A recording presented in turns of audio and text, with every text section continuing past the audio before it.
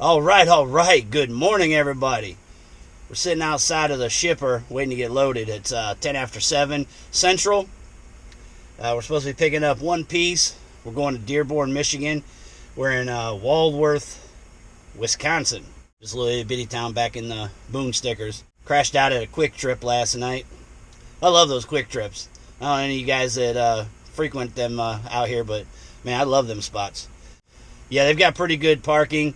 I did ask if I could sleep there overnight. They did have truck parking in the back, but I don't ever like to go to the truck parking because I'm not going to take a spot for guys that are working, under logs and have hours of service. I'm not going to do that. I remember being at a pilot in, I don't think it was the Bensonville one. There's another pilot right over there in that general vicinity. I can't remember the name of the city it's in, but I remember one time they didn't want nobody parking out front. And they was like, "Oh, park in the back with the trucks." Like, I'm not gonna do that. Why would I take a van and go back there and park in a spot where guys have hours of service and they have to park it? Man, I'm not. But what's crazy is both of those truck stops are now freaking jam packed with vans.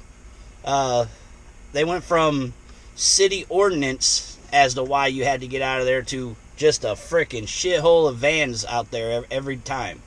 Funny how that works, right? It's been a busy week overall. I just kind of wanted to touch on a couple things. Just what's been going on in general with my van, with the other vans. One of the worst things about having vans over the road is having to get repairs. Because a lot of these shops, man, they see that you're out of state, or especially like in my shoes. Since when the vans get repaired, I'm the one having to basically deal with the service department.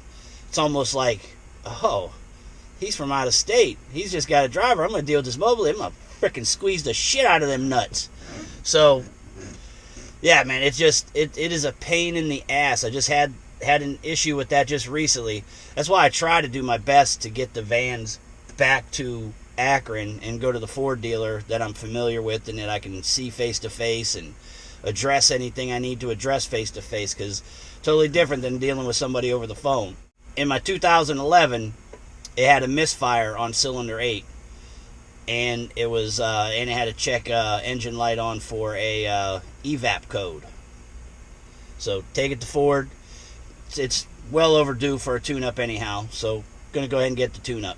Figuring gonna get a tune-up and possibly a coil on cylinder 8 since that cylinder is misfiring, and then the evap code. Not sure what it is. It's not anything major because it's not affecting the running of the van. It's not. The evap isn't a major issue.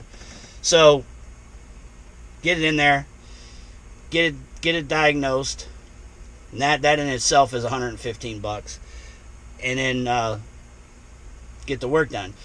So for the sake of context, in that van, a normal just changing the plugs is around $300 to $400, right in between there. Add about an extra $100 for a coil if it ends up being any coils bad per coil. So again, looking to be in about the $500 or $600 range is what I'm thinking is where I'll be.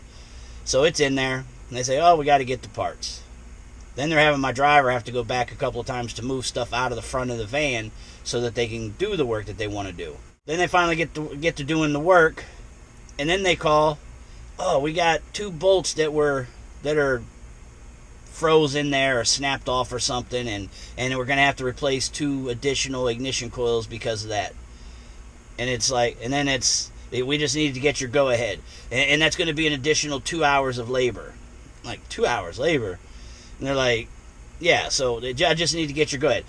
I got to say yes, it's in there. It's going to cost me more to let it sit than to pay for it and get it out. So I'm just like, go ahead. So when it's all said and done, $1,400 and some dollars. Absolutely unacceptable. So Monday, tomorrow, I'm going to give them a call, because another thing is for the evap code, they replaced the fuel cap. And my driver just replaced the fuel cap. They're like, "Oh, that one wasn't good. This one's going to do it." So now he's got the check engine light on again for an evap code. So obviously they didn't fix the evap problem. That's a problem in itself to deal with. So I'm going to address that. Then on the receipt is normally you get a very itemized receipt from a dealership normally, and especially where I deal with. I even called my service tech. I sent a copy of the receipt to my service rep at the place I deal with, and first thing he said, he's like, man, there's like hardly any notes or anything on here as to what they did. So all they have is like basically the labor, the parts, diagnostic, and then we replaced a coil, or van came in with a check engine light with a misfire on cylinder 8. That's pretty much the extent of the notes. So all those are signs that they're fucking ripping your mouth out and did shit that they probably shouldn't do. Which reminds me, now that I'm talking about it, I asked my driver to look under the hood and see if he could tell if 3 of the coils looked like they're new or not. So that I got to do that first as well before I call these guys. And I told him I'm going to have him send me a picture of what he can see as well. But I'm going to call them. And another thing, normally, and you guys tell me if you guys have had the same experience with any of the shops you've ever dealt with, but pretty much every shop I've ever dealt with, if you get a diagnostic done, they normally absorb that diagnostic fee because you're getting the repairs done there. So they basically just wipe that out since they're doing the repairs. Pretty much every shop I've ever dealt with does that. So again, these guys are just trying to nickel and dime for everything. And then another problem, and why I want to talk to them as well, because they need to explain to me how there was all this additional labor needed and everything, because the ignition coils, when you're changing the plugs in all these newer vehicles, they got to take the ignition coil out, at least in these vans I should say. You have to take the ignition coils off, and then there's a boot, and you remove the boot, and then you get to the plug. So if you're already taking that off, how is there additional labor to take it off?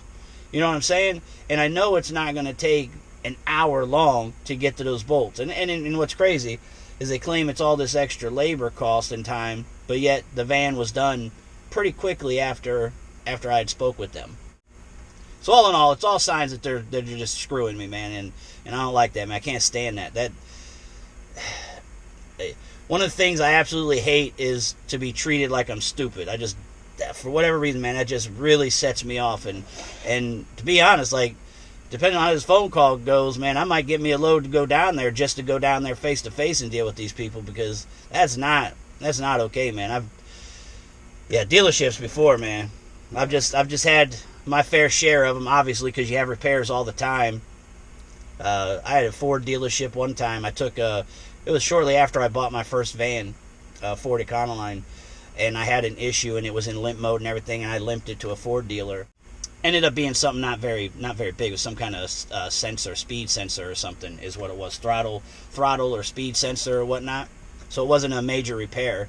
I did have to stay overnight because I had to order the part and then they had to get to it the next day and everything. So I got a hotel for the night. But I go back, I get my van, and as soon as I key the van on, there's a battery light on.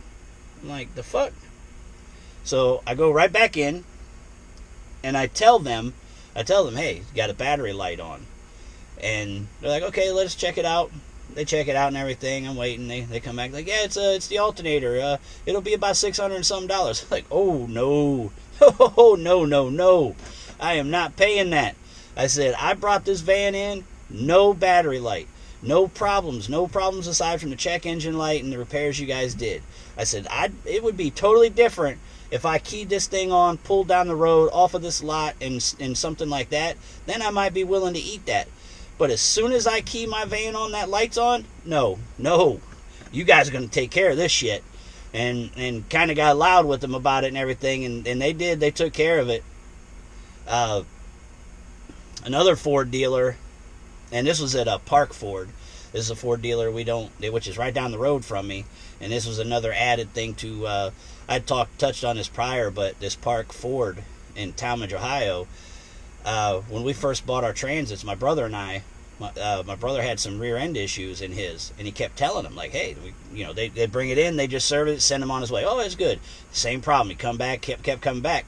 Kept doing that until he was out of warranty on the mileage. And then they're like, oh, well, we're going to replace the rear end, and you're going to have to pay for it.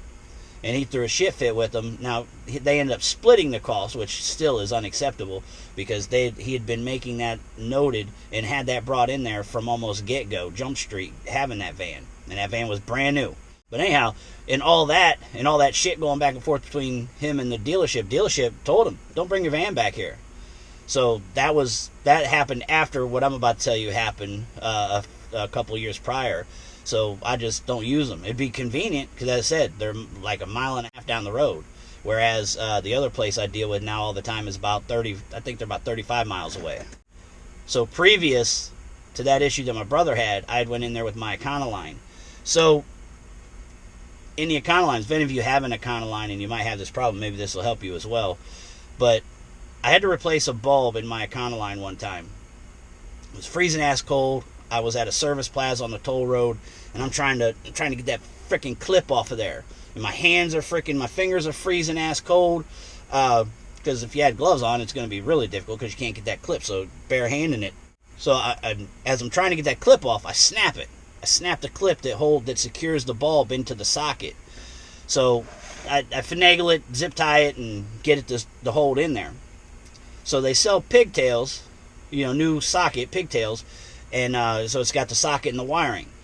So I buy a new socket, snip it, wire it, tie it back in, plug it in, bam. I ended up snapping the other one too at one point. So when I did that, the brightness of my lights on normal were not normal. They was very dim, and I tried rewiring it and took a light tester, meter, just did everything I could. And then I finally took it to Ford, and they can see clearly that the lights are dim, and they come and tell me, well, we can't find nothing wrong. I'm like, well, something's wrong. Like, you see the lights aren't working normally. Well, yeah, I see that. Well, you gotta find something wrong. I'm like, this is why I come to Ford. You guys specialize in Fords.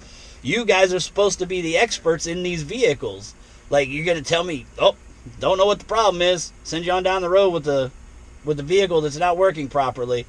So then he's just like spitballing now. He's like, well, I believe it'll be the assembly, because the light reflects off of the assembly and everything. And I'm like, nothing looks bad in there. Like, there's nothing chipped, dimmed, burnt. Like, there's nothing visibly wrong with it that you can see. And I'm like, okay. And then he tells me it costs us like $250 for one of those things. And I'm like, okay, so if it doesn't work, then what? Do I have to pay for it? Or, you guys are going to just, put the old one back? They're like, oh, no, you got to pay for it. I'm like, what? So you want me to just guess and throw parts at this thing because you can't figure it out as a Ford expert, Ford specialist, and you think I'm just going to order a light and then just throw that on there hoping that works? Like, no, man, I ain't doing that shit. So then my brother's stuff happened, so it was not a problem to just quit using them. Sorry, I was just kind of looking at stuff on the load board. So with that headlight issue, I never did. Hold on. Apologize for that. They was bringing my paperwork out. I'm about to get loaded, so let me hurry up and tie this up. I got to rambling more than I thought I would. But anyhow, with those headlights, now I never figured it out completely for sure, but I believe I know what the problem was in doing a bunch of research on it. So basically, when you rewire those pigtails, they need to be soldered. That's the main thing. Like, I never soldered them, and that's the only thing that I can think of, because everything that I looked up, like on videos, people doing it, and just little forums and whatnot, that seemed to be what I was finding out was the issue. So if any of you have that problem, make sure you solder your wires, and hopefully that'll fix it. And if any of you are having that dimness problem because you replaced a pigtail and you do solder it, come back and let me know that worked or not, because I believe that was the issue. So with that being said, I am going to get off here, and hopefully they'll be bringing my skid out here real quick. As I said, we're going on 7:30, and this delivers direct over to Dearborn. And it's been a good week. I'll give you guys an update on everything. It's been a really, really good week overall, as far as my other vans, my van. I don't know why I'm staring at the time while I'm talking to you guys, but I was. But yeah, I'll give you guys an update later. But this is Sunday. This is going to finish it up more than likely. Now, I'm hoping, I'm always trying to squeeze as much as I can into a week.